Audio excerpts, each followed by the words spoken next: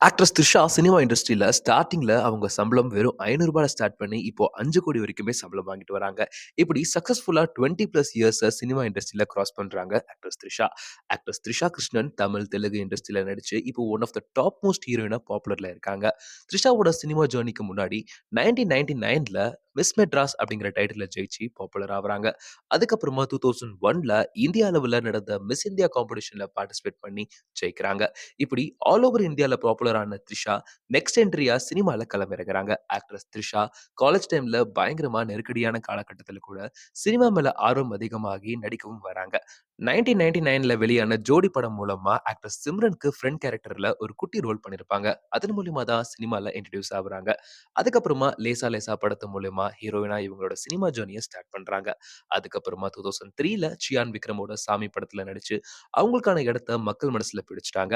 இதுல இருந்து அப்படியே காலேஜ் பாய்ஸ் அண்ட் கேர்ல்ஸ்லாம் அட்ராக்ட் பண்ற மாரி, "எனக்கு 20 உனக்கு 18" இந்த படம் மூலியமா ரொம்ப அழகாவே நடிச்சிருப்பாங்க. வருஷத்துக்கு ஒரு படம் மூலியமா ஒரு ஹிட்ட குடுத்துருவாங்க. அந்த வகையில 2004ல கில்லி, 2005ல திருப்பாச்சி, 6, 2006ல உனக்கும் எனக்கும் இந்த மாரி படம் மூலியமா இவங்களுக்கான ஃபேன் பேஸ உருவாக்கிட்டாங்க. இப்போ வரைக்குமே த்ரிஷா அப்படின்னு சொல்றத விட ஜெஸின்னு தான் அதிகமா எல்லாருமே கூப்பிட்டுட்டு வந்துட்டு இருக்கோம். ஃபாரெவர் எல்லாரோட ஃபேவரைட் மூவினா அது கண்டிப்பா அது ஜிவிஎம் டைரக்ஷன்ல 2010ல ரிலீஸ் ஆன விண்ணை தாண்டி வருவாயா மூவி தான். இப்ப கூட ரிலீஸ் போட்டா நம்ம பாய்ஸ் அண்ட் கேர்ல்ஸ்லாம் பார்க்க ஓடி போயிடுவாங்க. அத தொடர்ந்து மங்காத்தா, என்றென்று புன்னகை, என்னை அறிந்தால்ன்னு அவங்களுக்கான ஸ்டாண்டர்ட்ஸ அவங்களே செட் பண்ணிக்கிட்டாங்க. நான் ஹீரோயினா மட்டும் பண்ண மாட்டேன், ஹாரர்லயும் கெத்து காட்டுவேன் அப்படிங்கிற மாரி அரண்மனை 2ல நடிச்சிருந்திருப்பாங்க. அதுக்கப்புறமா தனுஷ் அவர்களோட சேர்ந்து கொடி படத்துல பொலிட்டிக்கல் கேம் விளையாடுற மாரி ரொம்ப அழகாவே பிரமாதமா நடிச்சிருப்பாங்க. மிகப்பெரிய பிரேக் த்ரூ படம்னா அது 96 படம் மூலியமா தான் இவங்க வாங்குறாங்க. இந்த மூவி கண்டிப்பா எல்லாரோட லைஃப்லயுமே கனெக்ட் பண்ற மாரி தான் இருந்திருக்கும். இத தொடர்ந்து சூப்பர் ஸ்டார் ரஜினிகாந்த் அவர்களோட பேட்ட படத்துல ரொம்பவே டிஃபரண்டா நடிச்சிருப்பாங்க. அண்ட் இதுக்கெல்லாம் அப்புறம் 2022ல பொன்னியின் செல்வன் 1 அண்ட் 2ல குந்தவை கேரக்டர்ல நடிச்சு இப்போ வரைக்குமே ஜெஸியா, குந்தவையா அப்படின்ற கம்பேரிசன்ல மக்கள் மனசுல கேள்வி எழுப்பிட்டாங்க.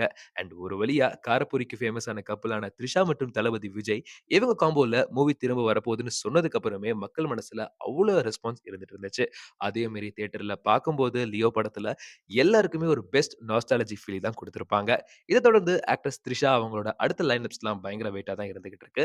மகிழ் திருமணி டைரக்ஷன்ல தல அஜித் அவர்களோட விடாமுயற்சி படத்துல நடிக்கிறாங்க. அதுக்கப்புறமா கமல்ஹாசன் அவர்களோட தக் லைஃப் படத்திலயும் நடிச்சுட்டு வராங்க. இப்படி சினிமா இண்டஸ்ட்ரியில 20+ இயர்ஸ கிராஸ் பண்றாங்க ஆக்ட்ரஸ் த்ரிஷா. இதுக்கெல்லாம் காரணம் அவங்களோட விடாமுயற்சி மூலியமா தான். 1999ல ஜோடி படத்துல இவங்களுக்கு வெறும் ரூ. 500 தான் சம்பளம் குடுத்திருந்தாங்க. ஆனா இப்போ 5,00,00,000 வரைக்குமே சம்பளம் வாங்குறாங்க. அந்த அளவுக்கு சினிமால one of the top most ஹீரோயினா த்ரிஷா இருந்துகிட்டு இருக்காங்க. இந்த மாரி சினி அப்டேட்ஸ்லாம் உடனுக்குடன் தெரிஞ்சுக்கணும்னா செய்தி மலர் சேனல சப்ஸ்கிரைப் பண்ணிக்கோங்க.